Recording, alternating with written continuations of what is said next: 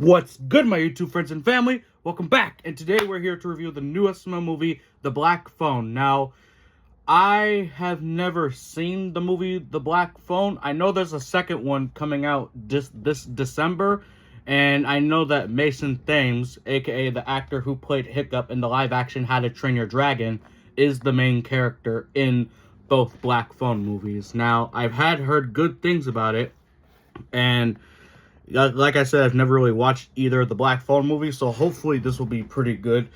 And with that being said, hopefully you guys enjoy my review. If you do, you already know what to do. The original video will be linked in the description below. Make sure you go and subscribe to SML, support the original creator, and to confirm if you watch my full review from beginning to end, make sure you comment 5 phone emojis. Also, thank you, and I appreciate everyone for all the happy birthday wishes yesterday. And thank you to my dad, who's probably going to be watching this. He got me the Lego Toothless set. I will be building this, and I'll be taking pictures of each piece that is assembled, and then I will be making a little slideshow to post on my social media accounts and my YouTube channel. But with that being said, let the review begin. So, to start off the video, Junior and Cody are just sitting on the couch by themselves, wondering where Joseph is, and they're wondering what they're going to do today. But then they're like, it kind of feels weird to do something without Joseph. So they're just sitting on the couch and waiting, and they turn on the news, and then they hear that a kidnapper is going around kidnapping multiple kids and leaving behind traces of only black balloons. Like I said before, I have never seen any of the Black Phone movies, so I don't even know if this is really accurate to how the movie went down. So, after hearing on the news that kids are getting kidnapped by a random kidnapper on the streets, Cody decides to walk home, and Junior's like, you're really gonna walk home with a kidnapper on the loose? Like, Junior, that's actually the smartest thing you've actually said. And as Cody's walking home, he actually runs into the kidnapper, who has blue balloons, or purple instead of black, and they're like, listen man, we filmed this video 3 days before Halloween, this is the best we got. I like how they just broke the fourth wall. And Cody's like, wait, are you the kidnapper? And he's like, yes I am. And you sound like the Charlie and Friends intro guy and all the extra stuff. And he's like, alright kid, you want to see a magic trick? And Cody's like, yeah. And he's like, I'm gonna make you disappear. He's like, oh shit, I forgot you're the kidnapper. And then he just gets kidnapped. Like, bruh. So the next day, Junior's on the couch. He's like, so guys, what do you want to do today? Oh, I'm by myself. So, Junior, what do you want to do today? Yeah, it doesn't sound right. So then he turns on the news and he sees that Cody got kidnapped. So Junior's like, oh, hell no. No way both my friends got kidnapped. I'm pulling out the pocket knife for this. So he goes out, tries to find the kidnapper, and he runs into him. And he tries to grab Junior, and then he stabs him in the arm 4 times. And he actually takes Junior back to what appears to be a basement and just throws him on a old mattress. Talk about all this random stuff. He's like, look what he did to my arm. I look like a high school emo girl. Like, bro, what the hell? He's like, you want a soda? I can get you a soda. Then he hears a phone ring, and he's like, that's my phone ring. I'm gonna go into the phone, and I'm gonna get you a soda. Like, what kind of kidnapper are you? Huh? So, Junior gets up from the mattress, yells out for help, tries to find a way out of here, and he sees a black phone on the wall. So he tries to pick it up, but he didn't even dial a number or whatever. So he puts the phone back. He's like, this stupid phone doesn't even work. So he goes to tries to open the door, but the door is locked, so there's no way for him to get out. So then we cut back to Chef Pee-Pee in the kitchen making Junior a SpongeBob SquarePants microwavable Kraft macaroni and cheese cup, and he tells him to come down here, and if he doesn't get his ass down here, he's gonna eat it all for himself. So he calls out Junior's name more than 3 times, so he goes onto the red couch and tries to see where he is, but he's nowhere to be seen. And out of nowhere, he's like, oh my god, his pocket knife is missing! He must be out there fighting crime! He's in danger! Oh, I gotta go call for help! Like, since when have you ever cared about Junior's safety? And how do you know he has a pocket knife? Were you the one who gave it to him? So, back at the house, Junior hears the phone ringing again. Well, actually, Junior hears the phone ringing again. And he's like, hello, 911? Anybody?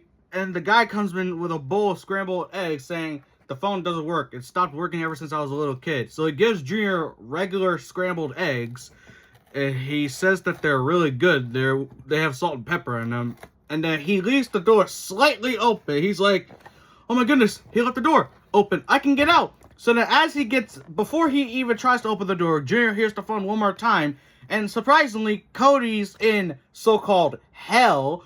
And then he says, oh, that guy leaving the door open, it's a trap. If you go out there, he's going to be sitting in a chair shirtless with a frowny face mask with a belt ready to beat your ass to death, because that's how Cody supposedly died and went to hell. But apparently, while that home phone call scene was happening, Cody's ass was just behind Junior the whole time. And, like, how do you not notice that Cody's right behind you? So, Junior actually hangs up the phone. Well, Cody actually tells Junior to try the scrambled eggs, because those are quote-unquote crack. As in, they're fucking delicious. So, Junior's like, you know, I think I'm gonna go out there and see if there really is a guy in a frowny face mask ready to beat my ass. So, he goes out there, and turns out Cody was right about that part. He really was in a chair with a frowny face mask, shirtless, with a belt or a whip, looked like ready to beat Junior's ass. He's like, closing the door back up. He's like, I think I'm just gonna take Cody's word for it and try these scrambled eggs. So, Chef Pee-Pee ends up calling the cops to tell Junior that he's missing, and then they're having a whole conversation about them finally releasing a SpongeBob mac and cheese cup and all that extra stuff. And he's like, yeah, there's this kidnapper that's been going around kidnapping kids, leaving black balloons, but supposedly he's doing purple now. But unfortunately, he didn't, quote-unquote, kidnap my daughter. And Penelope comes in here behind Chef Pee-Pee saying, Dad, I know where the house is. I can take you to the kidnapped kids. So I'm assuming that's something else that also happens in the black phone.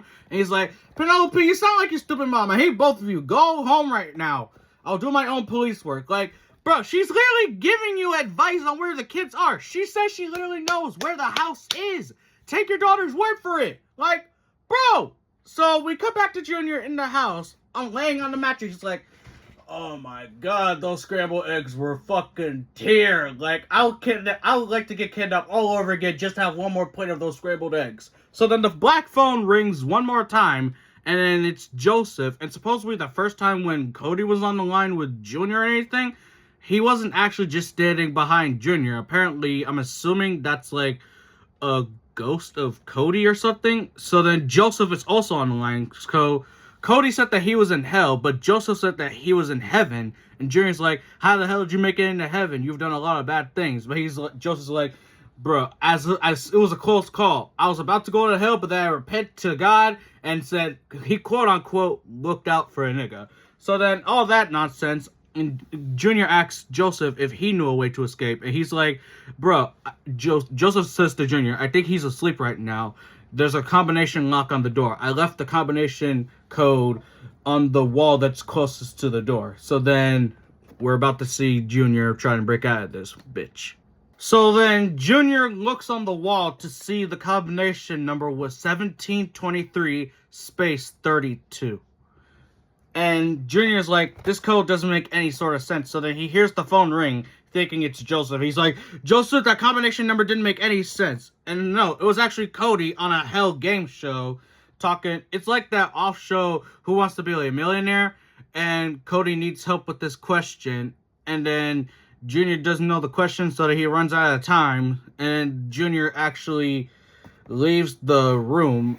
Like, we didn't even see him put the combination number in. So Junior actually leaves the room, goes to the front door, and actually see that there really is a lock on the door. And he tries to put in the code. The first time, he's like, 17. Wait, shit, what's the next number? So he goes back into the room and reads the rest of the code. So he leaves the room again to put in the code. And then the guy wakes up and hears all the noise. So Junior runs out the house while the guy is chasing him with a belt, calling him a naughty boy. And he gets tackled to the ground. I wonder how Junior's gonna get out of this one. So then we see Broken Guy out here. He's like, so many kidnapped kids. I don't even know where to look. Meanwhile, behind him, Junior's literally tackled to the ground by the kidnapper. He's like, screw it, I'm going home. So then he hits Junior over the head with the belt. And then he puts Junior back in the house with the mattress. And he's like, oh, no scrambled eggs for you. He's like, no, please, they're so good, I want them. Oh, you want a bite? Too damn bad, naughty boy. So then he leaves the room. So then he hears the phone ringing again, and it's actually Bully this time. And Junior's like, oh, did Cody ever win the millionaire thing? And he's like, no, you really fucked him over that last question. And Cody actually gets on the phone again. He's like, Junior, what the fuck? You know all this stuff about space, but you couldn't answer that question? And he's like, okay, well, to be honest, you were reading off the numbers very, very fast, and I have to see the numbers in order to actually understand them. He's like, you know what? Fuck you. And Junior's like, oh, wow, you deserve to be in hell. So then Bully tells Junior that you're going to have to kick that guy's ass if you want to get out of here, because there's a sledgehammer on the ground, and you're going to have to hit him in the head with it next time he comes in. And Junior's like, why didn't you just hit him with the sledgehammer? And he's like, well, see, that's why I'm calling you, because I really wish I would have thought about that. So then we see Poopy trying to solve the missing kid case. Meanwhile, he's in the same house with the kidnapper. So then, apparently, the kidnapper is actually Poopy's brother. So Poopy opens the door, sees Junior, and he's like, oh, you're one of the missing kids. Wait, I smell scrambled eggs. Have you been eating eggs? That's my recipe. My brother stole my recipe and fed them to kidnap kids. And he was wondering about all the masks and weapons and him calling naughty boys. And then the kidnapper kills Poopy with the head with a knife. And he's like, Junior says, you know, that phone's been ringing the whole time. So he hits him in the head with a sledgehammer. And that's how the video ends. And that's my question. What movie do you want us to parody? We've already answered this question before, but there's no need for that because the next video that comes out after this will be the SML Halloween special. But anyway, this is actually a pretty good video. Like I said, I've never seen the Black Phone, so hopefully that went just like how the movie did. So on a scale of 1 to 10, I'm going to give this movie a solid 7.5 out of 10. It was pretty good. But anyway, hopefully you guys enjoy my review. Thank you for watching. If you do, be sure to comment, like, and subscribe. Y'all already know what to do. If you guys would like to watch the original video, link will be in the description down below. Make sure you go and subscribe to SML, support the original creator, and to confirm if you watch my full review, make sure you comment 5 phone emojis. But that being said, I'll catch you guys next time. Peace out!